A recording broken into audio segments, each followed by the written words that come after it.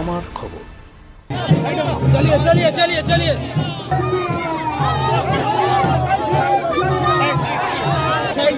चलो यार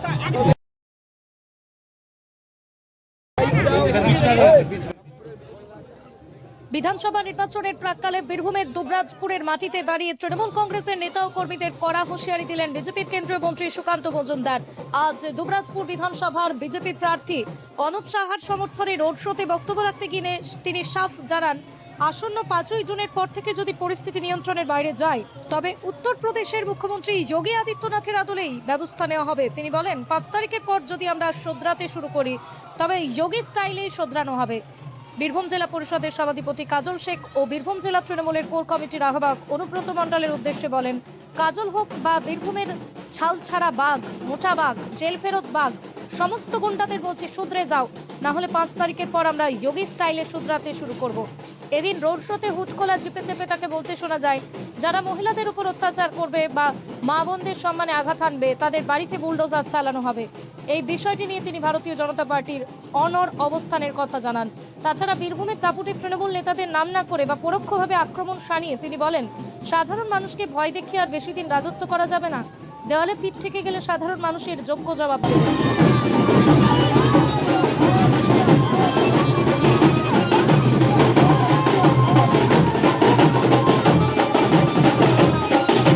বাঘে ছিল 18 গা, পুলিশ ছিল 36 গা, আর নির্বাচন কমিশন ছিল 56 গা।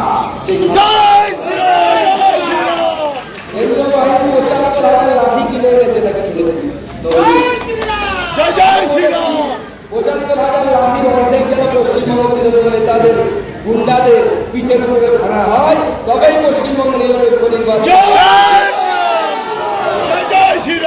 তাই যত গুন্ডা, সে কাজলের হোক বা বীরভূমের ছাল ছাড়ানো বাঘের হোক, মোটা বাঘ, জেল ফেরত বাঘ, সব গুন্ডাদেরকে পরিষ্কার করছি, এখনো সময় আছে, শুধরে যাওয়া।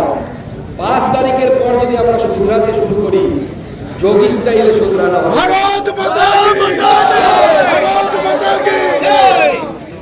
এবং স্পষ্ট করে বলে দিচ্ছি, মহিলাদের উপর অত্যাচার যারা করবে, মহিলাদের গায়ে যারা হাত দেবে, যারা মহিলাদের সম্মান হানি করবে, তাদের বাড়িতে বুলডোজার যাবে। ভারতীয় জনতা পার্টি তাই আগামী নির্বাচনের জন্য সবাই প্রস্তুত হবে। এই নির্বাচন পশ্চিমবঙ্গকে বাঁচানো। এখন হয়তো আপনাদের বুঝতে অসুবিধা হতে পারে, 30 বছর পর এই ভোটে যদি আমরা ভুল করি, 30 বছর পর পশ্চিমবঙ্গ, পশ্চিম বাংলাদেশ হবে কেউ আর। আপনারা বীরভূমের লোক, দেশভাগের স্মৃতি আপনাদের নেই। আমার ঠাকুরদা পূর্ববঙ্গ থেকে এসেছিল, আমাদের দেশভাগের স্মৃতি আছে, বগুড়া থেকে এসেছিল।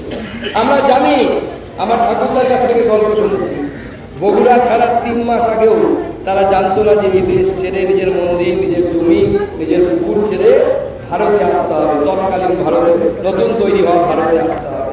তখন ওটাও ভারত ছিল। 3 মাস আগে, 3 মাস পর সব নিজের পুকুর লোকের হাতে, নিজের মন্দির লোকের হাতে অপবিত্র হলো, নিজের স্ত্রীর ইজ্জত বাঁচাতে, নিজের ছেলে মেয়েদের ধর্ম বাঁচাতে, নিজের গলার কাঠের মালা বাঁচাতে, বয়স মাথার উপরে সিঁদুর বাঁচাতে আমার ঠাকুররা ওপার বাংলা থেকে এপার বাংলায় আসতে পারবে।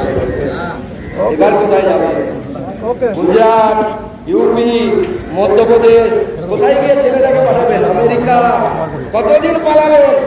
কাজল শেখের ভয়ে পালাবেন, অমুক শেখের ভয়ে পালাবেন, কোন নিয়ামক শেখের ভয়ে পালাবেন। পালাতে পালাতে দাদা দেয়ালে পিঠ থেকে গেছে। তাই আর শেখেদের ভয়ে পালানোর সময় নেই। পারলে শেখেদেরকে শেখে দিন শিখে করে, তাহলে পরে সময় আসবে। হাজার হাজার মানুষ যেভাবে আপনার মিছিলে পা মেলানো, কি বলবেন? দেখুন, আজকে দুবরাজপুরের জনগণের কাছে এবং দুবরাজপুরের জনগণের মাধ্যমে বাংলার মানুষের কাছে আজকে বার্তা চলে গেছে মিডিয়ার মাধ্যমে, যে পরিবর্তন হচ্ছে, পরিবর্তন অবশ্যম্ভাবী এবং দুবরাজপুরে আবার বিজেপি জিতছে। শুধু দুবরাজপুর নয়, এই বীরভূম জেলা থেকে নজর কাড়া ফলাফল বিজেপির এইবার ভোটে হতে চলেছে। সিংহভাগ সিট বিজেপি জিততে চলেছে। দাদা, আপনি বললেন যে 75,000 লাঠি নামিয়েছে কেন্দ্র বাহিনী তৃণমূল গুন্ডাদের জন্য, কি উদ্দেশ্য? দেখুন, সমঝদারোं के लिए इशारा ही काफी है। যাদের বোঝার, যাদের কাছে মেসেজ যাওয়ার, বীরভূমে যে ফুলবাগ, আদাবাগ, ছালছাড়ানো বাঘ সব আছে, তাদের কাছে চলে গেছে, চিন্তা নেই। আবার বিউজি বাঘও আছে, মানে ছাড় পোকা, যারা মানুষের রক্ত চুষে খায়, সেই বাঘদের কাছেও চলে গেছে। বীরভূম মানেই তো শেখদেরকেও আতঙ্ক। শিখে দেওয়ার একটা বার্তা দিলেন যে শেখদেরকে শিখে দেবে। দেখুন, কিছু লোক আছে যাদের নামের পেছনে শেখ আছে, তারা মানুষের উপর এখানে অত্যাচার করে, সবাই নয়, কিছু শেখ আছে, তাদেরকে শিখতেই হবে। না শিখলে পরে সাধারণ মানুষ বাঁচবে না। তো কারো ভাইপো বলে শেখ একজনকে রেপ করবে, একটা আদিবাসী মহিলাকে, আর তার বিচার হবে না দিনের পর দিন, এটা পশ্চিমবঙ্গে, ভারতবর্ষে চলতে দেওয়া যাবে না। সে বিধায়ক হোক, যেই হোক, আগামী দিনে প্রয়োজন বিধায়কও যদি হয়ে যায়, তার বিরুদ্ধে শাস্তি হবে, কেউ বাঁচাতে পারবে না। মমতা বন্দ্যোপাধ্যায়, রাজীব কুমারের মতো কতজনকে রাজ্যসভার সাংসদ বানাবেন আর বাঁচাবেন লাল ডায়েরি লুকোনোর হাত থেকে? বাঁচবে কেউ না, সময় মতো সবার ট্রিটমেন্ট হবে। ভোট মানেই বীরভূমে আতঙ্ক, এখানে মারধর, ঝামেলা, খুন খারাপি। হ্যাঁ, কি বলবেন, এটা কাটিয়ে কি ভোট করা যাবে? নির্বাচন কমিশনের সামনে এটা বড় চ্যালেঞ্জ, আমিও স্বীকার করি। নির্বাচন কমিশনকে সেইভাবে ট্যাকেল করতে হবে। এই যাদের কথা বললাম, যারা লোককে ভয় দেখায়, অত্যাচার করে, মানুষের ইজ্জত নেওয়ার চেষ্টা করে, মানুষের অধিকারকে কেড়ে নেওয়ার চেষ্টা করতে, তাদেরকে আগে বন্ধ করতে হবে।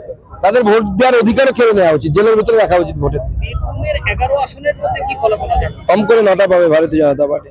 এবার দেখুন অন্য রকমের রেজাল্ট হবে। এসআইআর এর পর পুরো কাহিনী বদলে গেছে। এসআইআর এর আগে 111খানা সিট পশ্চিমবঙ্গে ছিল, যে 11খানা সিটে 20%-এর বেশি সংখ্যালঘু ভোট ছিল।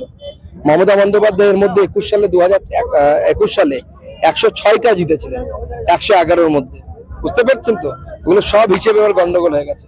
এবার মেলা হবে, পদ্ম ফুলের মেলা হবে। जमाने के साथ साथ ही अंदाज बदलते हैं, स्टाइल बदलता है, अब ज्वेलरी भी बदलेगा। तो अपने पुराने गहनों को लॉकर से निकालिए और नए डिजाइन के हॉलमार्क जेवर ले जाइए, वो भी विद 0 डिडक्शन, सिर्फ सेनको ओल्ड गोल्ड एक्सचेंज के साथ। দেখতে চোখ রাখুন আমাদের ফেসবুক ও ইউটিউব চ্যানেলে।